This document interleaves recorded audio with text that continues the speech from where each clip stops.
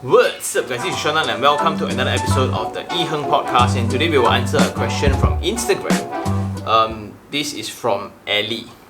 Hi Sean, I found your YouTube channel while doing a little bit of research on renting/buying properties, and I watched a few of your videos. I was wondering if I could ask you some general advice on something. My name is Ellie and I'm planning to move out soon for various reasons. But it's mainly due to the conflict with my family. My family values are very different from mine. They are a little bit traditional, which means living under their roof means I need to follow all their rules. I respect their rules regardless of whether they make sense to me or not, but that doesn't keep me from wanting to do what I want to do, especially at my age. I'll be 26 next year. I believe me renting my own place and paying for everything will make me appreciate parents more. And the distance will mean they won't nitpick on little things. So hopefully less conflict as well and more quality time spent together. Regardless of family conflicts though, I always wanted to move out and live on my own. I currently have savings and enough income plus funds to move out and rent a studio space. But as I watch your videos and take in more information online about property, I start to realize it's not just money I have right now that matters. Now I worry about whether if I move out, whether I will have enough time to earn extra money to compensate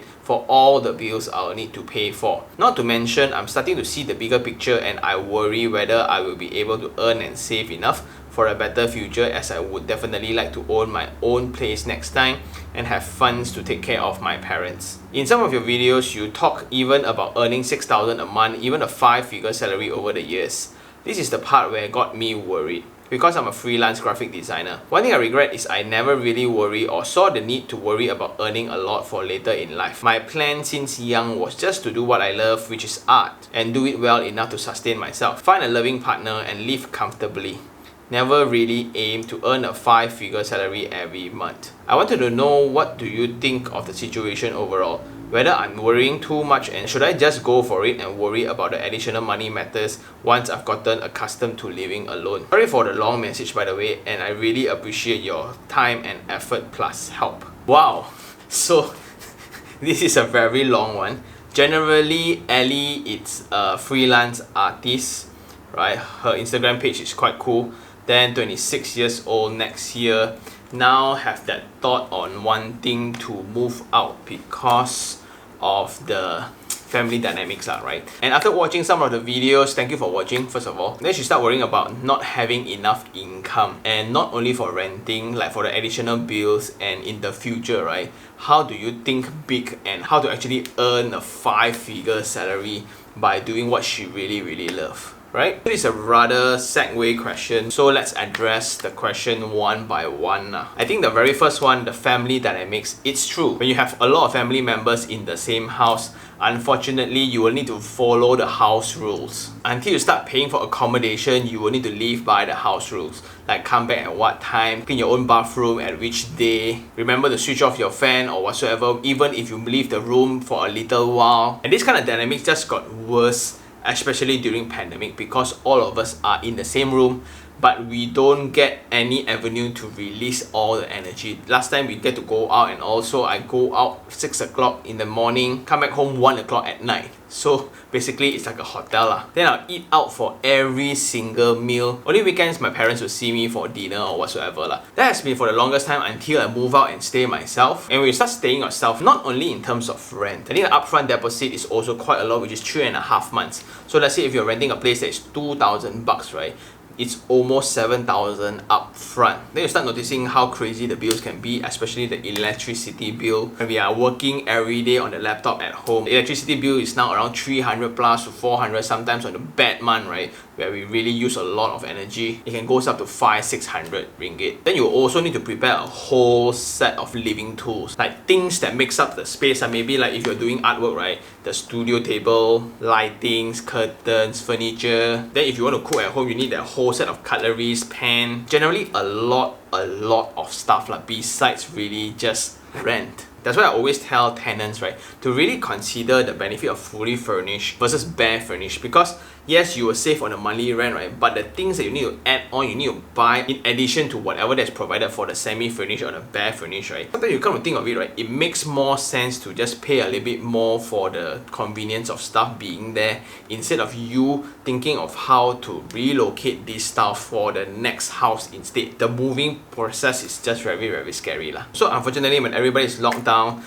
we face each other a little bit too much. Even family members will sometimes have conflicts. But after you move out and stay alone, right, besides the money, you also need to think about your laundry, the cleaning, because now when you wake up, there's breakfast. When you use anything else, it's always clean, and sometimes you really take that for granted. Because back then when I was renting a house, Monday to Saturday you hustle all the while, then when you go back home you want to hustle more, but you need to mop the floor, you need to wash your clothes. Then on a Sunday you're supposed to rest or chill with your friends, when you need to clean your curtains, your bed sheet, pillowcase, and etc. A lot of stuff. So knowing all this, which is the additional time and effort and money you need to have in order to have your space, the benefit of it will be accountability. Now suddenly you know your pattern of life. You get to dictate everything you do in your very own way, and sometimes that means working up to 4-5 o'clock in the morning without getting nagged at. That will really improve productivity in my point of view. Plus, as introverts, right, like content creators like us, I think we are very good with isolation. We can really strive under isolation. And with the pros and cons now, I would suggest you to try, right? So maybe you just speak to your parents, hey, I want to try to move out and stay myself. You can start to have that conversations with your parents, or which one that you're closer is, either your father or your mother first, to really test water. What do you guys think? And I personally think it would be a very good experience for you, and I think that's the more direct portion of the conversation, right? The other more important portion that I want to talk to you about, which is the salary part. I know it's about passion, you like doing what you do, right? Especially for this current junction of time. Last time you would think that the engineers, the salespeople will be the more well-paid person, the one that drives technical, the one that drives management or drives sales, right? Because of pandemic and because of the pattern of us buying more things online rather than offline, right? Even if it's offline sales is driven by online traffic, suddenly there's this boom of importance for content creators. I'm speaking for myself as well. I used to get laughed at a lot for doing stupid videos. They call it cute videos, and I was doing it. Industry people was telling me that no one will ever watch a normal average dude to walk around with a camera and talk about property.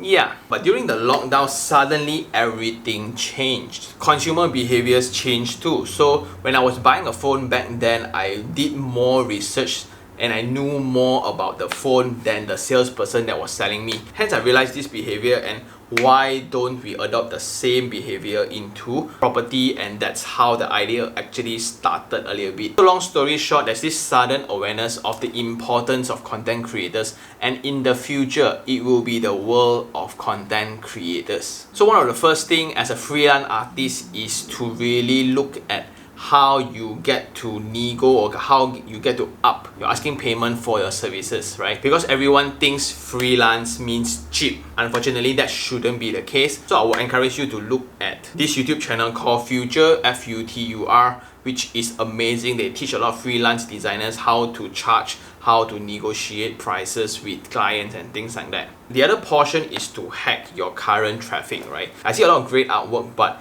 if I were to do it right, are you on TikTok? Are you on YouTube? Are you on LinkedIn? How would you integrate your skill sets of sketching, right, into a TikTok version video? Could it be you drawing me, for example, right? You drawing my portrait, then you make some cool effects, then you like gempak, boom, into my face with the built-in musics, right? Then you tag me, then suddenly you got my attention, then maybe this goes viral. Just hoping that if you draw 100 artists, right, one artist actually shares, and there you go. And this does not mean that you are doing things just to drive traffic to your page.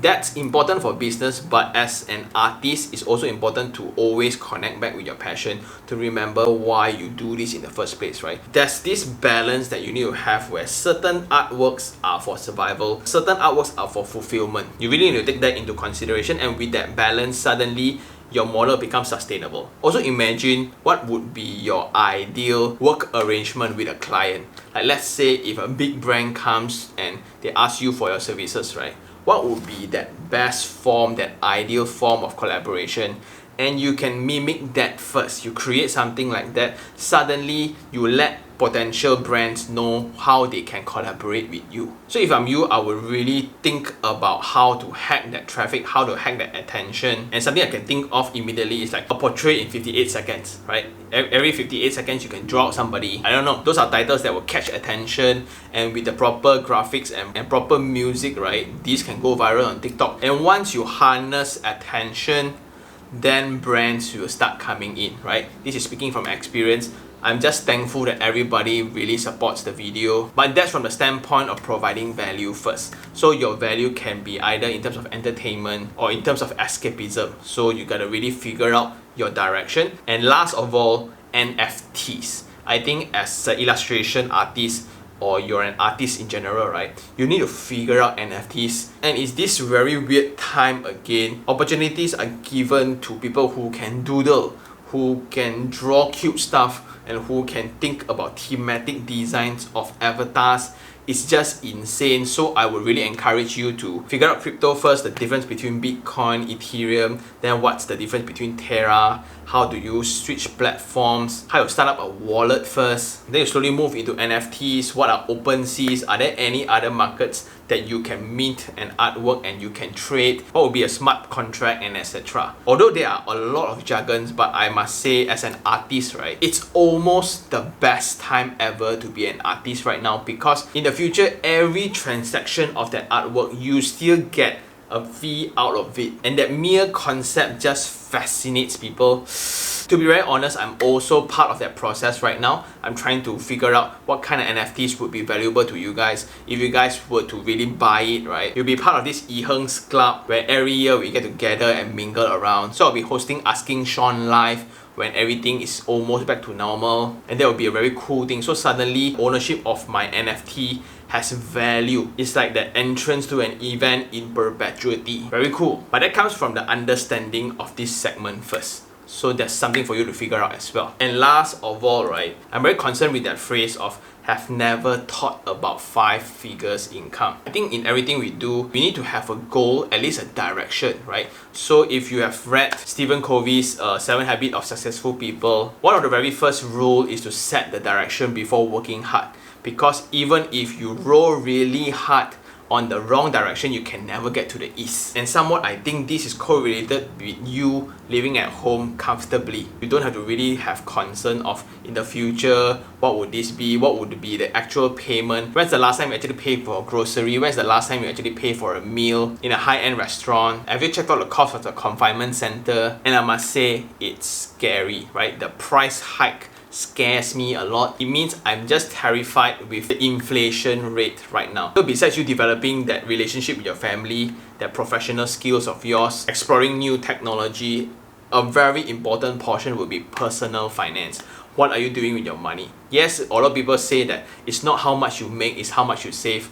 But how much you save is directly limited with how much you can make. And I think it's very close between being grateful and being lazy with what you have right now. Now, no need to work so hard lah, earn enough can already. It's not like I got any more demands or whatsoever. I think a very crucial ingredient to happiness is growth.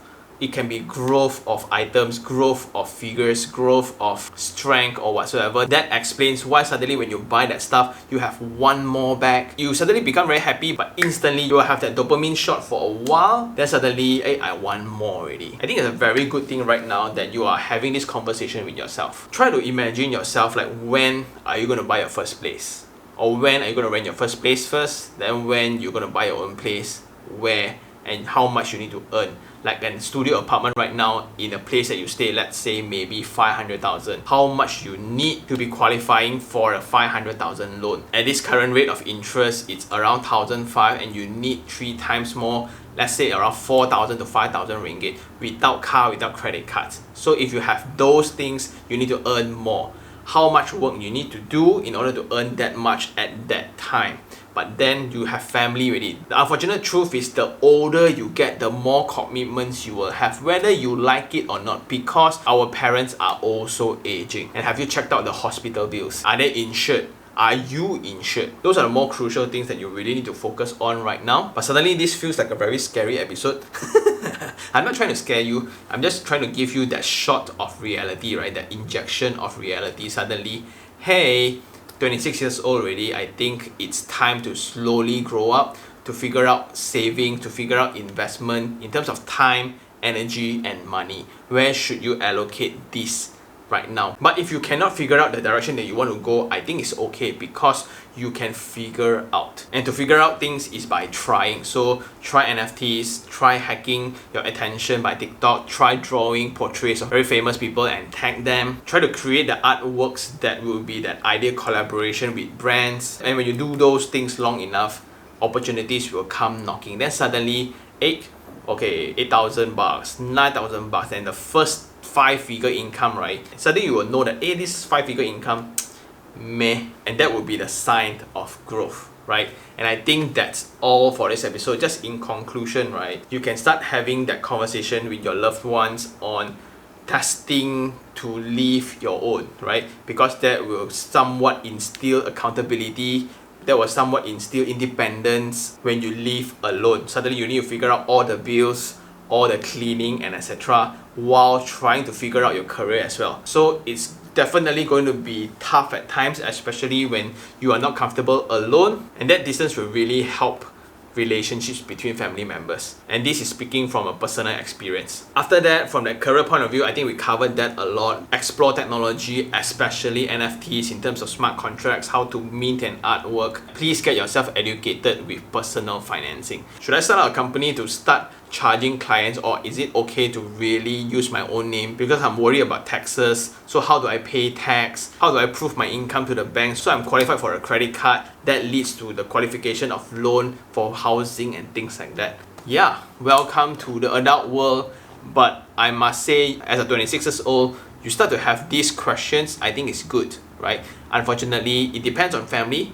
Not all family instill you or scare you with these kind of things. And with that, thank you very much for the question. I think with the current YouTube scene, there are a lot of information available. Maybe you should start one YouTube channel yourself, perhaps, right? And with that, thank you very much, Ellie, for the email. And for those who still have any real estate questions, do just email me at taniherng@gmail.com, or you can just DM me on Instagram like Ellie iherng, and I will try my best to reply all of you all. I really try my best. And with that, thank you very much for watching. See you guys on the next one. Ciao. When love comes in